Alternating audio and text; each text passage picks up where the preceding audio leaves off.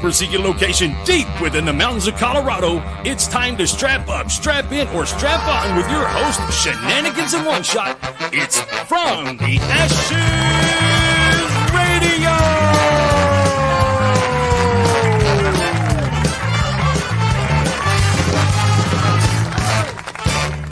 Ladies and gentlemen, welcome to From the Ashes Radio on About Face Media. Why are you here on a Monday night when football season has started and the Denver Broncos are 1-0? Undefeated. Woo! Bitches, what is up? How much money do you have on them winning the Super Bowl, the national championship, the World Series? How much do you have them winning? Or how much do you have on them to win? They're going all the way. Okay, did you put anything on there? No, I don't need to. Because it's an assured. It's happening. We already know that they are taking it all the way. It's happening, bro. Super Bowl. Yeah, it's already started. I mean, it's assured. Who's saying different? No one. Exactly. Did you get to watch the whole thing? No. It's right. You have a little one. You're never watching a whole football game again in your life. Let me explain something to you. I want to revert 20 years ago and just have cable TV, buy pay-per-views if you need like something. No apps, no all these things. All it does is drive me crazy. Seriously. Okay. Yeah, it's a bit much. We watched it on the laptop. And sort of sometimes. And now that Red Zone has fucking commercials and stuff, you're like, what are we doing? Randy Almquist, the boss, is listening in tonight. Well, I guess we better keep our shit tight, I guess. Which is funny because we're going to have a mortgage guy on in just a hot minute here. Do they know each other? I don't know. I assume. And he's a real estate guy. So this will be quite entertaining. I don't know. Do they know each other? Yeah, like, how does that work? Do they like, yeah, exactly. Do they like touch peepees together or something? What are you doing over there? I don't know. It's multiple peepees. How does that work? That's a lot of peepees. How do you play the game? I mean, I don't know. I've never seen it like that. No. He says behave. Yeah. Will somebody tell Rob to behave? Yeah. No, don't. That's not happening, bro. Easily figured. What were you just doing? What are you looking for? I was fixing things. I'm not settled in yet. You're trying to make your chair taller, aren't you? Doesn't need to be. Can it get? I kind of like that one extra inch. So does the rest of the house. Oh my goodness, I love it. So, I love to hunt. Yeah. Didn't get a single fucking tag in the state of Colorado this year. Lost. Not one. I got no tag, so I put in. You have to draw. You put in for your tags, and you have to draw your tags. Yeah. May, June time. How'd you get none? Nothing. So I didn't get, and no one that I know got any tags. So last night, I'm sitting there watching the game, got the laptop on the lap, and I'm trying to see what's left over that I can put in for. And there's one or twosies. There's a couple of tags left over. The Colorado does what's called a leftover list, over-the-counter leftover list. And you can go through and like, hey, this is what nobody got. You can pick off of this list. And it's anything that's worthwhile is non-resident. You have to be from out of state to get it. It's so that you got to have so many tags for people not from here. Exactly. And then also, it's part of the budgeting because they charge them a lot more. $700. So why don't you just pay non-resident? Because it's $700 fucking bucks, dude. If you want a decent tag now, it's for non-residents. There's $700 for an elk tag, whereas us residents, it's $30 for a tag. That's some bullshit, dude. So people that live in this state can't hunt in this state. Also, I always play devil advocate, but you got to realize this is also like, hey, if you want to fucking hunt here, you got to help pay for all the shit to be enjoyed. Stop making sense. I want to be pissed. $670 more goes into Colorado's money that is from somebody that's not from here. We got to give them so many. And also, don't you want to be able to have some non-resident tags in other states? I know you've hunted in other states. You know? One in See, particular. and you paid more, didn't you? I did. See, there's some things you think through and it makes sense. I don't want it to make sense. I want to hunt in my home state and be pissed about this. So just pay your own resident. Support your state there, sir. I'd rather just poach. No, I'm not doing that. Maybe I'll just hit one with my truck. Oops. Can I borrow your keys? Can you see? Wait, one. Depends on what the one is. Yes. I mean, if it's in my list, you can borrow the truck My- all you want. My, Or just make sure my location is turned on. Yeah. Somewhere the fuck else. my favorite is that the local cops will be like, "Hey man, somebody just hit this on whatever street. You interested? Yeah, on the way. You're right there. Put a hole in its head. I'll be there in a second." Yeah, Sandy's never thrilled when that happens. I really did have a roadkill friend. Have you ever had a roadkill friend? Yeah. Like college age too, not an old hillbilly. Not a hillbilly either. Like growing up in the city, just went a little hippie and always picked up roadkill. Yeah. Oh yeah. Like, are you talking like squirrels and fucking raccoons and shit? Or are you talking like deer? Doesn't matter. Ooh, that's rough. I know. That is harsh, dude. That is a little It harsh. was also the only I had never seen it until him. He had the all-in-one paste. It did. No, motherfucker, gotta hear this. That's It's a gross. real story. I have friends will verify this shit. Icky. You know how they have like shampoo, conditioner together? Mm-hmm. He had the all-in-one. Shampoo, conditioner, Toothpaste. soap, and toothpaste. I was like, bro, fucking toothpaste. You can't. They are not all in one. They are not the same thing. I had that But he guy. had an all in one. I Mike Lakis, Staff Sergeant Mike Lakis, but it was, I know exactly the kind of guy you're talking about. But it was women's though. It was, and I remember standing. Oh, you used the chicks? Yeah, and I remember standing there in like the gang showers at was it fucking somewhere in Germany we were, and I remember standing there and I'm like, dude, is that like your wife's shit? He's like, no, it's mine. What? Dude, you see some weird shit in the shower rooms. Yeah, you do.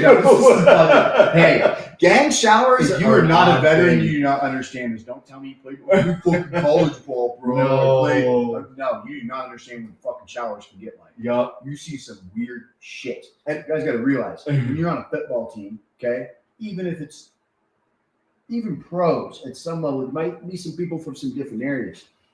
When you're in the military, you have the most oddball motherfucker from the weirdest trailer park in such and such state, and then the other oddball motherfucker that lived in the swamp, and then this dude grew up on fucking Compton Boulevard, and you see a lot of different things happen in the shower. Yeah. Yeah. Group showers are a weird. It's a You see weird some place to weird be. shit, man. Some weird conversations. People have odd habits and odd weird. habits, bro. Look, man, stop washing that. You already washed it like 6 times. And like the scene in Starship Troopers, thank God they're not fucking co-ed, because you're like, no, I don't want that. Yeah, it's not the fucking what you want. You, unlike me, were part of the co-ed military. I was not. Yeah. I did not.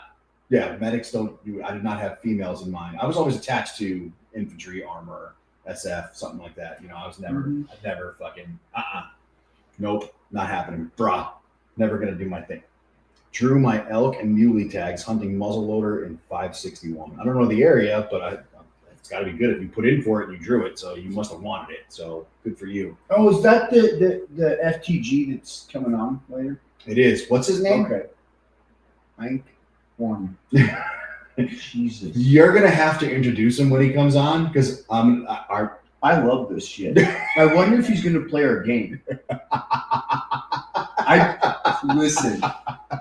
He knows this. I know he's listening. Yes, he is, because he's clearly he's I commenting. play the game. Every time that Rob says your name's stupid, you gotta take a shot. I'm gonna. I know you like drinking, and you can blame me to your wife and your jackass. All right, but He hits me.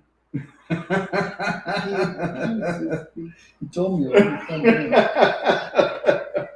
I bruise so We're easily. never allowed to do Monday nights again. All right, let's get to our combat Carl of the week. I think you'll like this one. Speaking as our resident I fat kid, saw Resident what? our resident fat kid.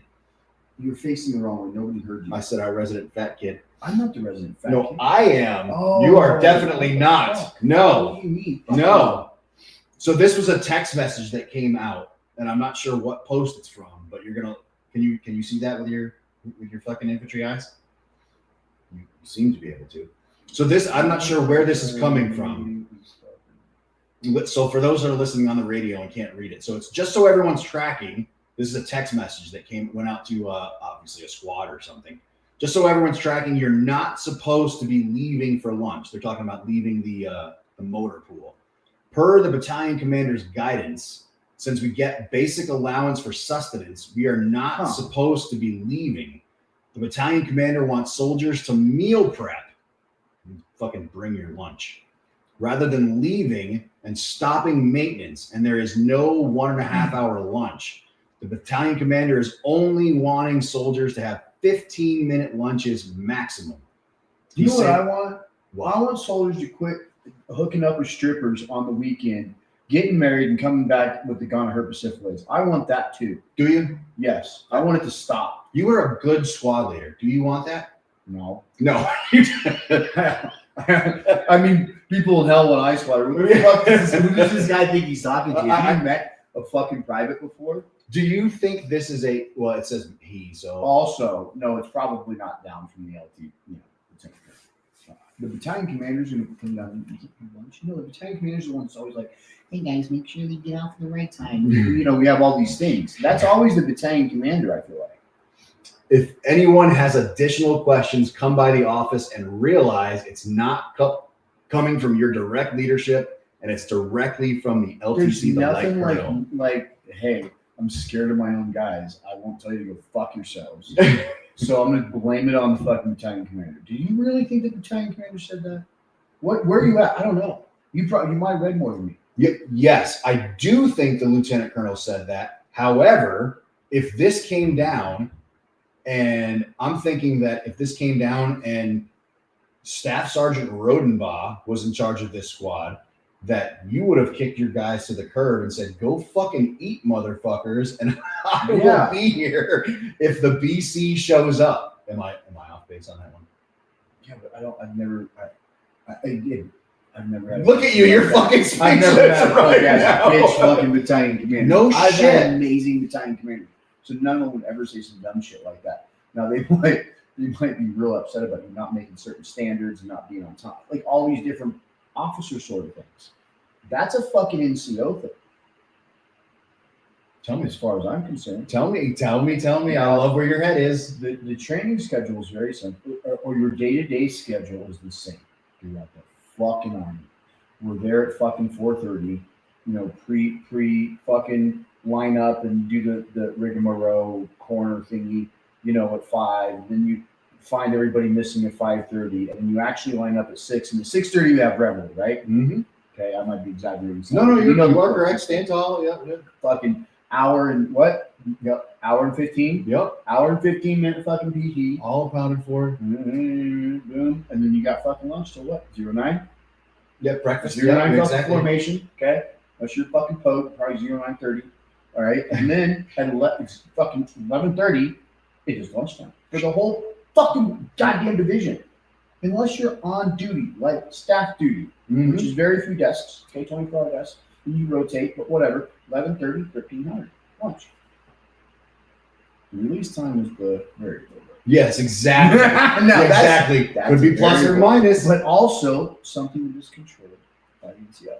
Yep. Now, oh yeah, the battalion commander puts down all sorts of things, but when he says, "Hey, it's everybody gets out 1,500 a day," and fucking Sergeant First Class cocksucker doesn't like his wife and is mad at the fucking world, and you all fucking pissed him off today, it might be fucking, 2,100. But I mean, heaven forbid the BC says, "Hey, everybody's off at 1,600 today," and he walks through the fucking water pool. And shit! Heaven forbid, Sergeant. That's why I really don't think the lieutenant colonel, the battalion commander. I could believe your sergeant major was so mad because they were chewed up on a fucking layout. They were like, "No fucking lunches for a while. You fucking square your shit away. 15 minutes. Pack your shit. You get fucking supplies, so you got no excuse. You don't need to go nowhere. Get your shit squared away." I see a sergeant major doing that. And throwing, and the lieutenant colonel throwing himself on the hand grenade and saying, "Hey, It's coming from me. Tell me, did the lieutenant colonel say that he did this? Is there anything from him? I'm just saying, I don't believe it. I believe this was a fucking NCO mad at the world about something, or a bunch of guys that really fucked up. I can believe that. I believe that completely. They had a fucking layout, and I at fucking 11:30, their shit was chewed the fuck up. So Yep. they said for the rest of the fucking week, we have end of week, we have fucking deployment fucking layouts. You know it takes a goddamn week. So fucking Monday, their shit was chewed the fuck up. So he's like, no more lunches the rest of the fucking week, and he blamed it on the battalion commander. They tried to fuck their lieutenant. Fuck yeah. They tried to fuck the lieutenant. Wouldn't you?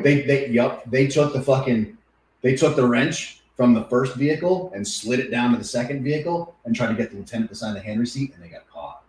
And that's why I know. they got butt fucked. You're exactly right. The more you think through it, the more it Yeah. points out. Because you know, dude, certain people have certain roles. Fucking your battalion commander will give two fucking shits about your goddamn lunch hour. Exactly right. He has a completely different fucking mindset. And he was like, And that's not a compliment, by the way. you're It's not you wanna personnel. fuck your lieutenant? No problem. Yeah. What does Jason say? Matt, I think the post is probably fake and someone's looking for attention. Ooh, that might be it. You know, You might be I'm right. telling you, I'm really happy that you have the crybaby bag bitch fucking privates post on social media. I would beat the fuck out of more privates than I already did. Dude, I remember this. I had to go through EIB randomly with another, not my platoon, but the platoon I was friends with, right? Mhm. And they were fucking some good old boys, all right? And they very much separated work and after work. Well, one of them was like an E4, and his E5 fucking smoked dog shit at him all day for using something. And he made him fucking dummy quarter too. And that weekend, he thought it was funny. Or that night, before EIB the next day. Yeah. Fucking dummy quarter my dick to your mouth, bitch, and left it on his fucking voicemail.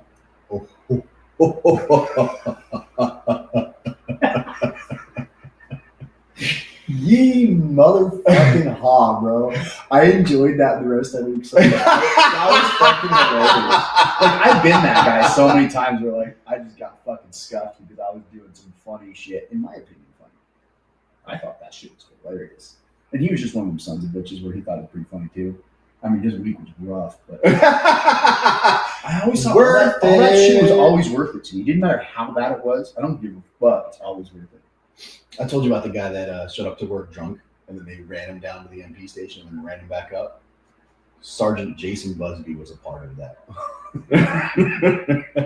That was a good time. And Kirk, I forget what the guy's name was. Kirk something or other. It was the guy that ran him down to the MP station and told him he was gonna. It was fucking great. I'll be honest. I've never seen a fucking person getting on an immunization for anything. Oh, it was way better than putting it on paper. So Yeah, they never. Oh, okay. He didn't actually blow No, in. I've never done that. The only thing that happened was you better not fall. Brouillard. Don't. Thank you. I've been trying to remember that name for like a month. That's a good Thank you, name. Jason. That must be a turd. Kirk Brouillard. He ran that soldier down to the MP station. The guy was puking the whole way. He never actually walked into the MP station. He said, "Have you got this figured out now?" "Yes, sir." "Good. Now we're gonna run back up the hill." Uphill was way worse. It was I fucking used to great. love those like formations where like you knew dudes went out the night before. Yeah. Like you were getting drunk running next to them, smelling like bitch. You better not fall out. Like nobody gives a fuck, but you better not fall out. I was reading this. So funny. You're gonna do this. You're gonna do this all week. I was Why don't you reading just run. this article the other day about somebody wrote something about like, oh, puke while you run, and I'm like, is that a new standard? That was the standard in 1999 in Germany. That was the. I got puked on the back of my legs, but it never happened again. No. Jason Busby was one of the best NCOs I ever worked with, dude. We were specialists when we showed up together, and one of the best NCOs I ever got the chance to work with. It was fucking great, man. But Building fucking character. Exactly. And you never put it on Building paper. fucking lunches. It never went on Fucking paper. lunch. Dude, we have got to get to our guest. We're over in time. I told you.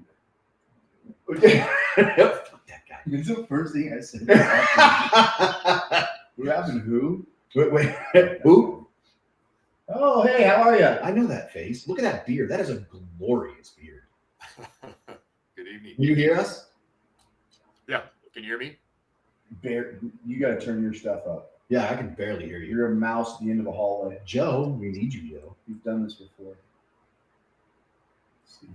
He's adjusting. Look at him. Look at him all looking at all the knobs and shit that he's got. He's like, how do I turn myself up? Everybody else up.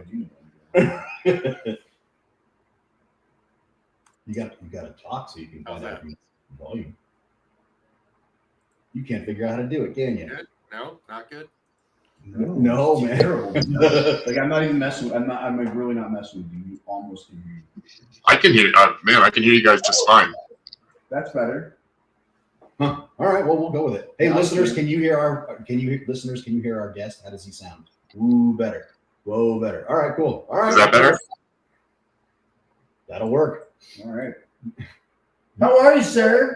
Gotta use that. Yeah. I'm doing all right. How are you guys doing? Not too bad. Well, welcome to the show, Nathan. Whatever your last name might or might not be. How Einkorn. if you think so. I'm not saying it. I'm not getting hit. I'm not. It's not happening, bro. I bruise easily. I am a delicate little flower. Well, first of all, welcome to From the Ashes on About Face Media. We are very glad you are here. Thank you. And you are a very regular listener, and we were so glad that we were finally able to get you on the show. We really appreciate you being here. Well, I appreciate the opportunity. So you have an event coming up in the very near future. Tell us about this event that you have coming up and what you got going on, dude. Yeah, so me and a good friend of Seth's, Dallas Hidalgo, who's a realtor that I work with pretty closely, are going to put on a class called Whiskey Tango Finance. It is going to be on the 17th from 4 to 6 p.m. at the Littleton Brewery, obviously in Littleton. First beer is on us, so for everyone that comes out. And essentially we're just going to kind of be, speaking to, the different benefits, the VA home loan benefit. Dallas is going to speak about, the real estate side of it.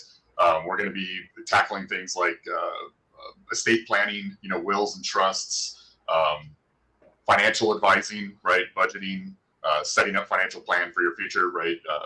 You don't have the TPS anymore, or how to roll that over or put it into other things, and just it's just going to kind of be a kind of an open Q&A. And us sharing, I've been in mortgages since 2004. Dallas has been in real estate for, I think, 10 years as well. So kind of taking the knowledge that we have acquired and just kind of just helping to educate as many veterans as we can. So it's one of the worst used benefits that we have is the second only to our education benefits is the VA home loan. We don't use it well. We use it to buy our first home, which is all well and good, but a lot of folks could use it to be using it to make money by buying things like, what do they call those homes? The duplexes and things like that. And you're using it to buy investment properties and don't. Talk to us about that. Is it a good time to do things like that? How do you go about doing that? Why don't more people do things like that? Honestly, you just called it. It's education, right? There's just not a lot of information put out about it. Most, especially when you're active duty, you're relying on the guys that you're with, and they're not taking advantage of it, right? Their COs are not haven't used it themselves, so it's just not something that's talked about. But and honestly, the military doesn't do a very good job of pushing it out. Even in the TAPS program, when people are exiting, they talk about it for about 5 or 6 minutes, and the info is just not out there. But you're exactly right. You can use the VA loan multiple times. I've got many clients that have bought 6, 7, 8 homes using their VA benefit. Each time you sell your property, your next home, your entitlement gets fully restored, and you can now buy another home.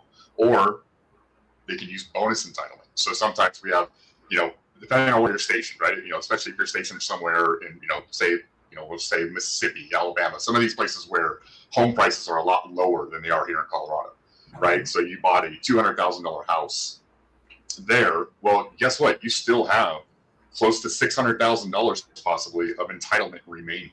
and you can continue to use that to buy your next home. So you can stack homes as long as you have entitlement remaining. The main thing is veteran or active duty, you need to make sure that you're speaking to a professional that's well versed and specializes in the VA loan, because there's a lot of nuance to it. And I think it's one of the biggest problems is there's a lot of people that call themselves professionals that work in my industry, realtors as well, that aren't familiar with the VA loan. And so they discourage veterans and active duty from using it because they're familiar with FHA or they're familiar with conventional. There's a lot of bad rumors, misinformation about VA appraisals are harder, which is complete nonsense. It's the only loan that has a requirement that if the appraiser is not going to find value, they have to notify us and give us an opportunity to rebut that. Can't do that with any other loan. VA loan is the only one that allows it. So just a lot of people not talking to the right people, and unfortunately, some of the people with the bad information tend to be the loudest. So yeah, education. You and Dallas, like you said, I've been on both of you for quite a while. I've specifically dedicated a lot of your time to not just being like, oh, your home loans, but I do a lot of these when I educate myself very specifically on them. And I've listened to both of you talk about the ins and outs, and it's a big difference when you have somebody who works with VA loans all the time and is like following updates to changes every year. There's still changes of it too. That's something I think about from the time I first used mine to the second time I used mine, it was like less than 10 years. I'm like, wait, it's not the same. Really? Yeah. I didn't realize it changed. Absolutely. Oh no, the handbook, the VA handbook, the VA is constantly releasing circulars on new rules, new guidelines, updates to old guidelines. Like one of the biggest things right now not biggest, but a huge benefit, especially for the younger active duty that maybe think they can't qualify, is the VA actually changed one of their guidelines. And now when a veteran is using, or veteran active duty is using their VA home loan benefit to purchase a multi-unit property, so up to 4 units, they can actually use the proposed rental income from the additional, they have to live in one of the units, but they can use the proposed rental income from the additional units to actually help them qualify to buy the home. So that's huge. I mean, that's one of those, like I'm telling my son's about to go into our oldest is about to go into the Marine Corps. And, obviously he's going to be a few years before he's going to be eligible or, in a position where he can qualify for a loan. But that's like, hey, if you're like a, E4 in the Marines, go buy a 4-unit complex and move 3 of your buddies into it. Right. And the great thing about that is like, you can keep that property, right. And, as you move, you can refinance that, move that into a conventional loan, restore your eligibility. And now when you PCS or when you get out, you can go use your benefit again to buy another home. But every time you move, you can just start stacking properties.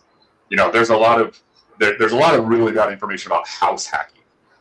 And some of that is actually the worst because it's literally loan fraud. And I don't want to condone that or misconstrue it. And everybody's situation is going to be different, right? There's no cookie cutter like this is what everybody can do. But once again, it comes back to working with a professional that knows the loan, knows the benefits, and then is also going to work, in the client's best interest. Dallas and I are both part of a group called Vetted VA, which is a Facebook group where we have almost 86,000 members that are either veterans, active duty, or spouses. And it's literally just a community where we just do nothing but education, right? Veterans can come in, ask their questions. They're not going to get inundated with solicitation. We're not going to sit there and try and sell them everything we have. We literally just answer the questions and educate. And it's a phenomenal group. I've been in it for about 6 years. Dallas has been in it about 3 or 4 years as well. So great group, great resource, and great information for veterans and active duty that want to learn more about the home loan benefit, learn more about real estate, learn more about building generational wealth through home ownership. That's kind of awesome. Excuse me. Sorry about that. One of the things that I'm friends with a guy named Tim in one of these veteran resource groups. And one of the things he talks about quite a bit is that, let's say that I, as a veteran, wanted to buy his house. He's also a veteran. I can assume his mortgage and his mortgage rate. Yes. So like right now where mortgage rates are at like 7% or whatnot, he bought at 3% or 2%. I can assume his mortgage rate on his VA loan. That's fucking awesome. It is, and it's something that veterans have to be careful about as well, because once again, it's like there's a little bit of information out there, and then the people who don't know what they're doing start promoting. I see a ton of realtors like assumable loan, but the problem for some veterans is if another veteran doesn't assume the loan, then your entitlement stays with that loan. And this is something that veterans are not being told about. So they're getting into this, and if you're selling your home, you probably have a timeline. You're probably buying another home, or you're moving, or you're doing something, and you're reliant on this loan closing. And I've heard a number of horror stories where a veteran is, it's a great selling point. Hey, I got a 2.25% interest rate. Everybody's going to want that. Luckily, we're not the 7s anymore, Rob. We're actually back down in the 5s for VA, but still obviously much higher than 2.25. Right, so all of our listeners can hear that. Say that all over again. VA rates are actually back into the 5s. So it's we've seen a nice little trend in the last 2 weeks. The jobs report last Friday was definitely helpful for mortgage rates, and we're in a good spot right now. Helpful things going on in the last year. I'm glad. What's that? Mm-hmm. In some days. I'm really glad. Not just his haircut, but I'm really glad we know about that. What were you saying? I interrupted you. I apologize. No, you're good. Just back to the assumable. If another veteran assumes it, then they can swap out their eligibility, and that's the way. That's a great way to do it.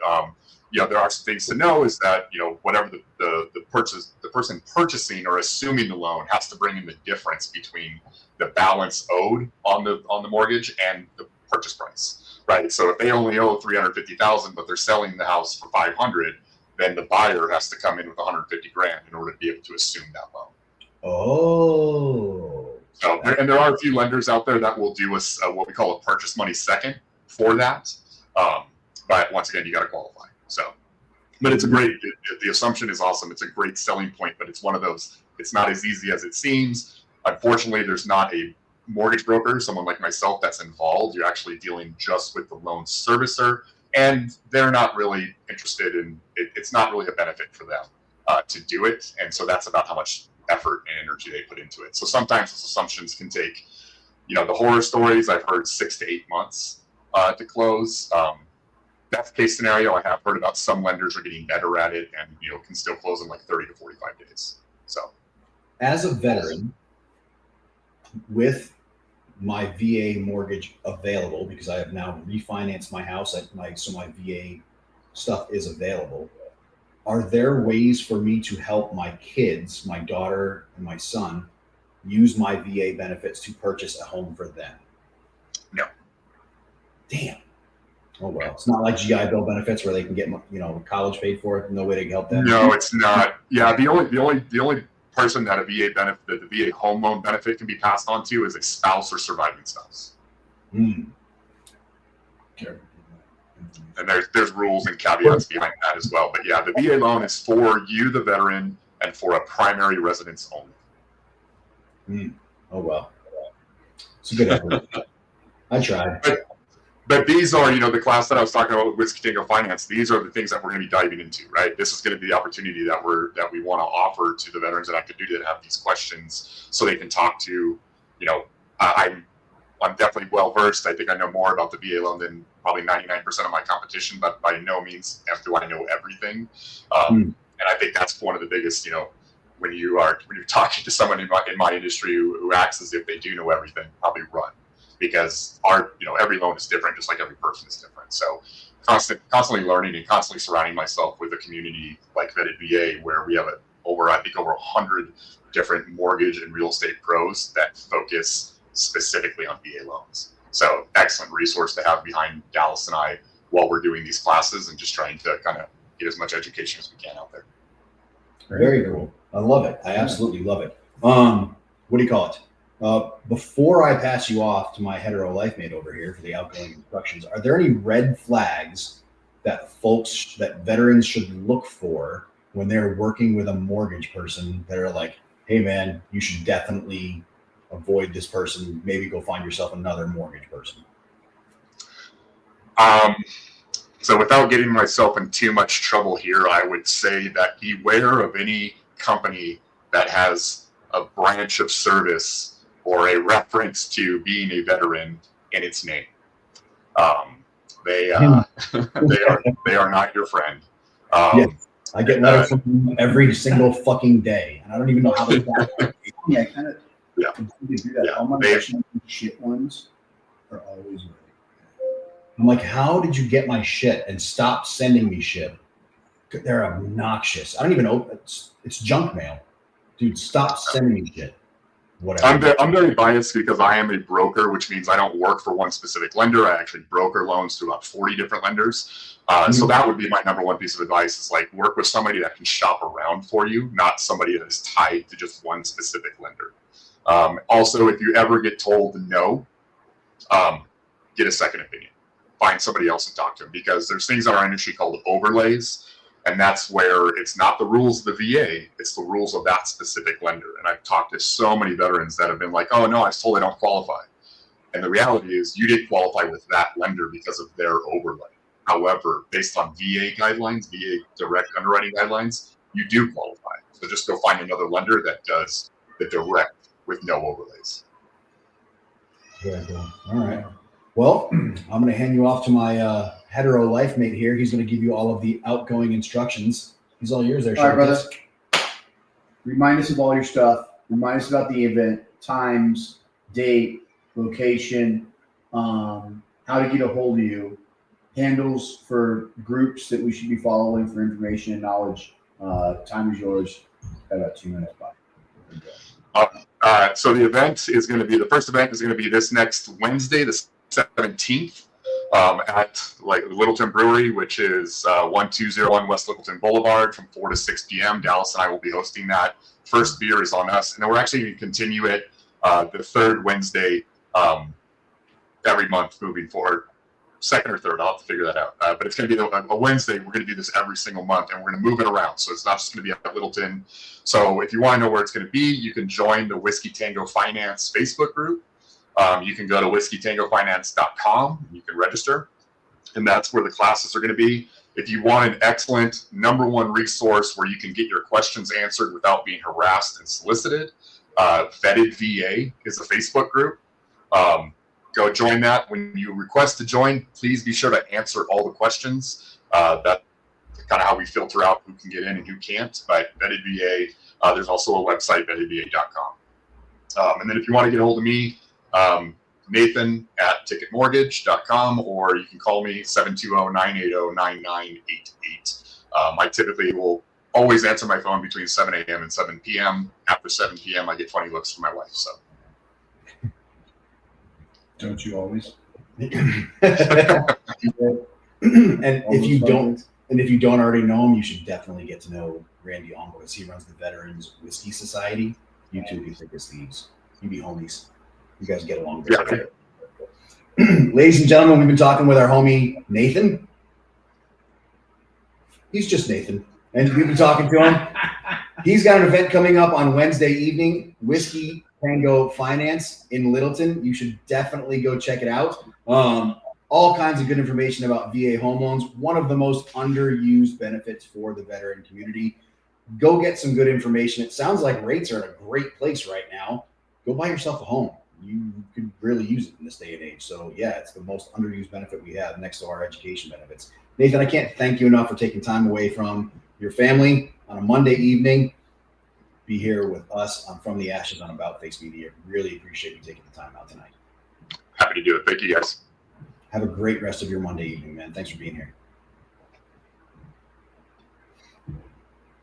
That's awesome, dude. Things are happening. Yeah, I know. Okay. And so I got to give him a call tomorrow because we have our home loan and we also took out equity from our home loan to redo our backyard when Junior got married. We got to figure out, we got to put those two things together so that we're making some money. Yeah. Making money, not burning money. So yeah, now we got our cold plunge and our hot tub and our really kick-ass backyard. Make it look all nice and shit. How's that cold plunge going? It's a motherfucker. Have you been in one? Yeah. Before they were cool. When I get out, I have to shove my thumb up my ass to poke my wee-wee out the other side because it sucks all the way in up to my gut. And It's extremely cold. you choose to do this. It's a strong use of the word choose. Yeah, I make it about a minute or so in that thing, and it's extremely cold. Oh, I'm sorry. Does my little pee-pee make you tired? I mean, sure does other people too. Yeah. Probably causes headaches. Too. Yeah. Yeah. It does. Yeah. Honey. I have a headache. So does the dog. Go away. She likes the thing too. The cold plunge I meant. But yeah, it's actually pretty cool to be completely honest. It's taken away like all of the fucking aches and pains in like the hip, lower back, knees. I mean, I don't know about you. I'm sure your knee fucking. Dude, I'm sorry. Is live radio fucking wearing you out, dude? What the fuck, man? I hit my wall. This is the you clearly you did. Let's talk to Toby Espinoza about fucking smoking cigars. Maybe that'll wake your ass up. It is. You know I'm going, right? Yeah, I know. I'm very excited. Toby, what's up, motherfucker? How you been? I'm doing good, man. How you guys doing? Look good. Yeah, been busy, but good. Yes, you have. Yes, That's you have. Sounds But like it's been Thursday night, September 11th, one of the worst days in our nation's history. We're going to spend some time chilling out and smoking some cigars at Casbah Cigars and chilling out with vets and smoking some cigars and telling some more stories. How you been, man? Oh yeah, it's good, man. I'm looking forward to it. It looks like we're gonna have 2 events the same day. It looks like. 2 events.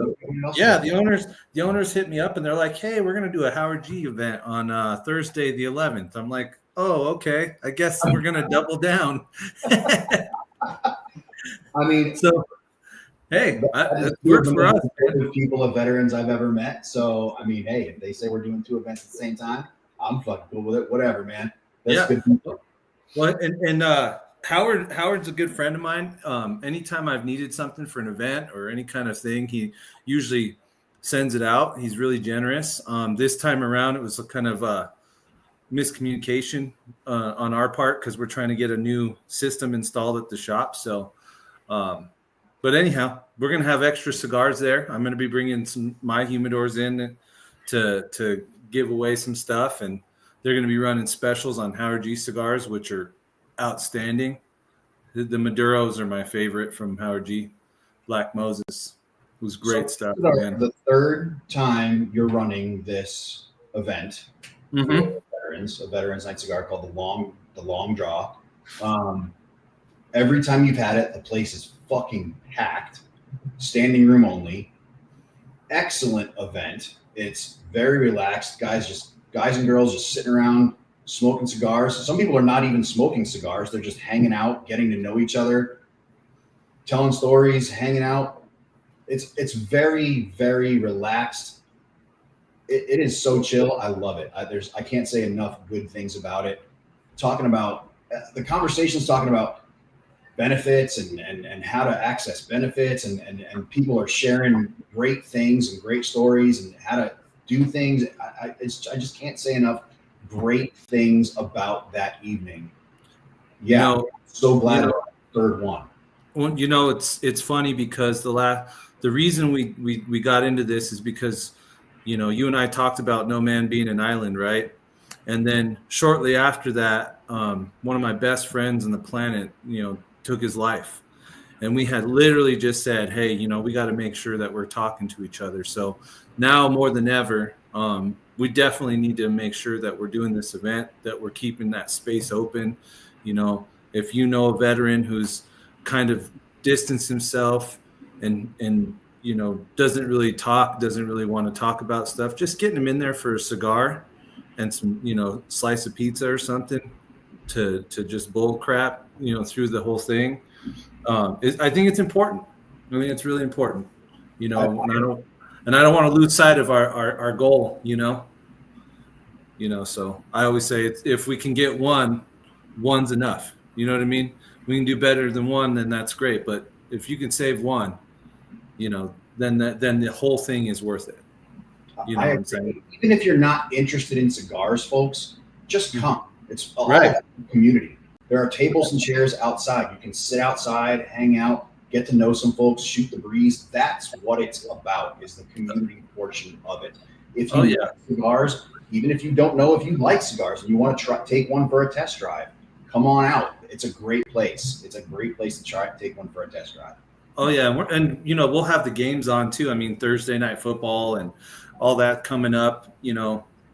We have a good community at the shop, and I want to keep that going. That's fundamental. That's the important thing. So to your point, even if you don't smoke cigars, we have guys, and girls that come in and just hang out.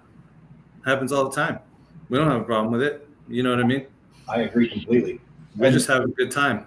My hetero life mate here, he's tried a couple of cigars, isn't really sure what it is that he likes, doesn't really know. I've pulled a couple out for him once or twice, kind of thrown one or two his direction, let him try a few. He's been disappointed once or twice and liked one or two that he's liked. So yeah, he's just still trying to get it figured out. We're mixed. Yeah. And yeah, take a few for a test drive, see what you like, see what you don't. And I get to go on Thursday. Yeah, and he finally go on Thursday. So nothing but good stuff from it. Dude, this is extremely generous of you, the owners of Casbar Cigars. Absolutely.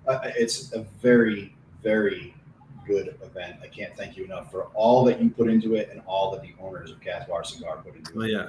Well, that's how this shop started. I mean, it was a Marine who just wanted a place to drink whiskey and shoot cigars and yell at the TV. That's how Lyle started the place, and he brought his people in, and they stuck around, and we have longtime members because of it. So that's always been the environment of our shop. We have one of the veterans, Ernie.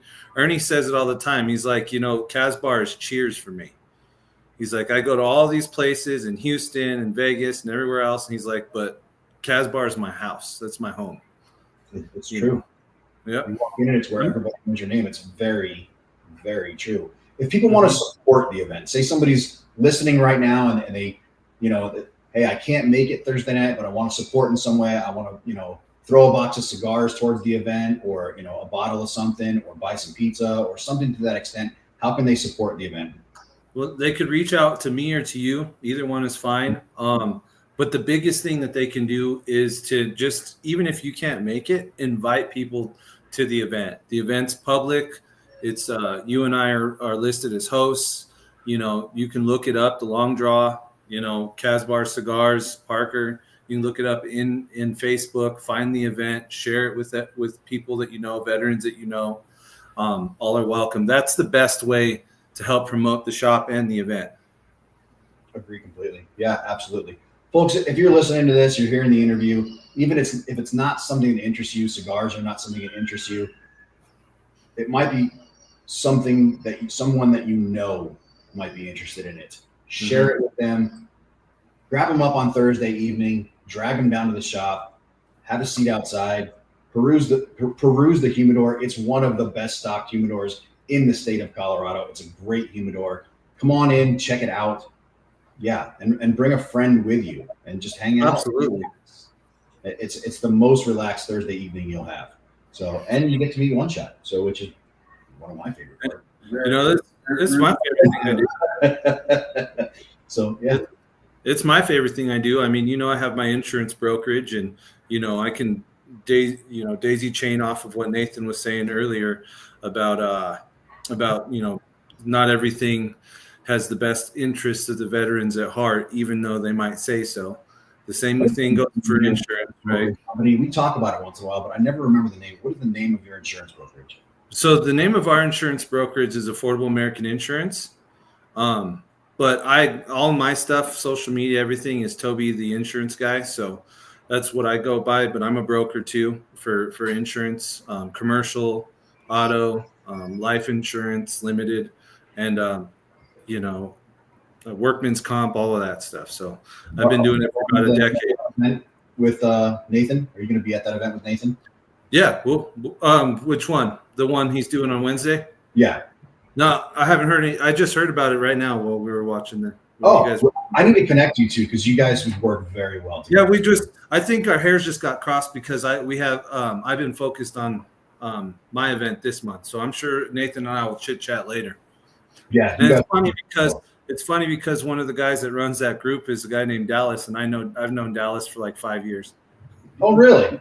Yeah. Community. I love this. I love how that works. That's awesome. Yeah. All right. So, Hey, so check this out. You might not be used to this. This might be new for you. In the military, on Friday evenings, at the end of the day on Fridays, when the whole battalion comes together, you do the end of the week formation. Your battalion commander does a safety briefing. And it's like, hey, don't add to the population, don't subtract from the population, don't drink and drive, things like that. We call that the safety brief. Here on this show, we end every show with our own safety brief, but it's got to last you the whole week. So we're very particular about some things that have to last you the whole week. If you were telling somebody a point of safety that has to last them the whole week, what would you tell someone something that has to last them the whole week to keep them safe? to keep them safe? Yeah. Oh, I don't know. Pick Don't something. don't take your coffee in the shower where you don't want to burn yourself. I've done that before. No joke. I've spilled my coffee. Never brought my coffee. Oh crap! That lines right up with don't fry bacon in the nude. Sour So coffees. Right. coffees. Right.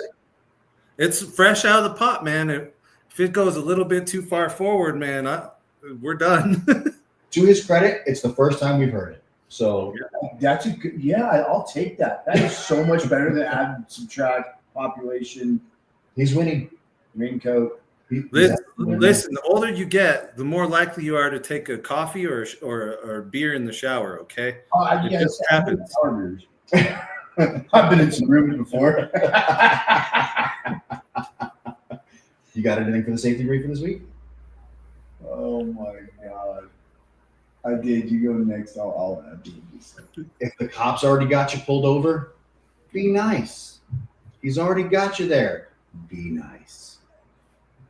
If a second car shows up, You're already fucked. text.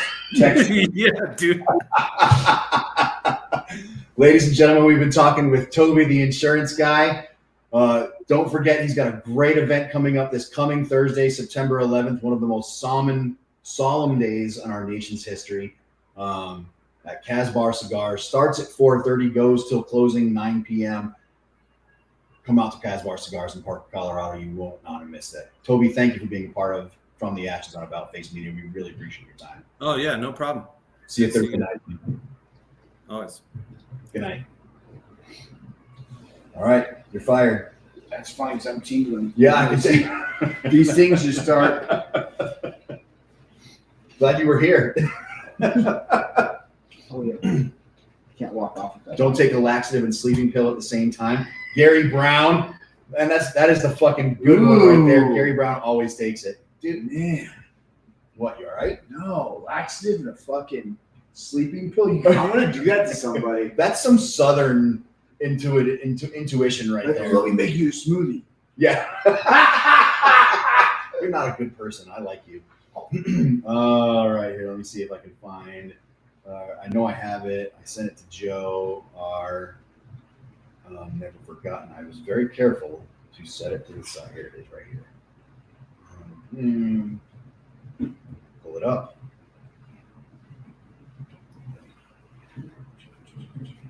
Come on. I have it. There it is. All right. Joe, you can go ahead and pull up the never forgotten. There we go. Ladies and gentlemen, this is the part of the show that just sucks at all. This is the never forgotten segment. These are the names that if we don't keep saying them, they will be forgotten, and we just can't allow that to happen. This is the part of the show we remember these names. And when you say your prayers at night and you put your hands together, and I know you pray for your family, your friends, and your community, and those around you, remember these names as well, and the family members of these names when you say your prayers. So here we are.